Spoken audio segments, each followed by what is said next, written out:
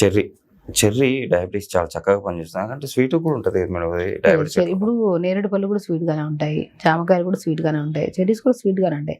కానీ ఇటు కంపారిటివ్లీ మనం మిగతా కంటెంట్ ఆఫ్ ఫ్రూట్స్ లో ఉండే షుగర్స్ కంటే కూడా దాంట్లో చాలా వరకు తక్కువ ఉంటాయి. Okay madam. అది కూడా మితంగా తినాలి, ఓకే. ఏది అమితంగా తినొద్దు. మితంగా తింటే చెర్రీస్ వల్ల ఏంటంటే లాభాలు, మనం డయాబెటీస్ ఎక్కువైందంటే నరాల తిమ్మిర్లు, నరాల బలహీనతలు, మోకాళ్ళ నొప్పులు ఇవన్నీ ఎక్కువగా ప్రోన్ అవుతుంటారు. Okay madam. సో ఇవన్నీ రాకుండా చెర్రీ చాలా ప్రొటెక్ట్ చేస్తుంది మనకి. Cherry Okay. ఫ్రూట్ అంటే బేసికలీ మజిల్ కి మంచిది, అంటే anti ageing fruit, more immunity ఎక్కువ ఉంటుంది, ఎందుకంటే విటమిన్ సి రిచ్ ఉంటుంది కాబట్టి.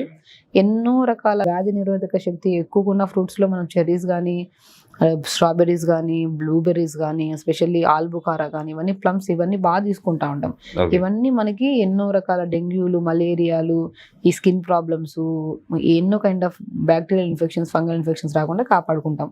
అందులో చెర్రీ డయాబెటిక్ వాళ్ళకి మంచిది, అదర్ దెన్ ఇంకా ఇమ్యూనిటీ కోసం కూడా ఎలాంటి టైప్ ఆఫ్ ఇన్ఫెక్షన్స్ రాకుండా కూడా చాలా మంచిది.